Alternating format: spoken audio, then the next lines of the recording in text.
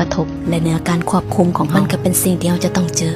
คือบททดสอบในชีวิตสิ่งหนึ่งที่จะเป็นภูมิคุ้มกันเหตุให้เราก้าวผ่านทุกปัญหาในชีวิตนั่นคือการเข้าใจความจริงตั้งแต่ต้นว่าโลกใบนี้มันมีการเปลี่ยนแปลงอยู่ตลอดเวลาพวกเราทุกคนมีชีวิตอยู่บนความบ่แน่นอนทุกอย่างที่พบเป็นชะตากรรมในอดีตทุกอย่างที่กำลังสร้างเป็นชะตากรรมใหม่ในอนาคตการยอมรับว่าเฮาบ่มีอดีตอย่างน้อยก็ปลดปล่อยพัฒนาการทางใจและเรื่องที่บ่คาดคิดในชีวิตที่เฮาได้พบพ่อในปัจจุบันเป็นการการันตีได้ว่าอนาคตก็บ่มีหยังแน่นอนเช่นกัน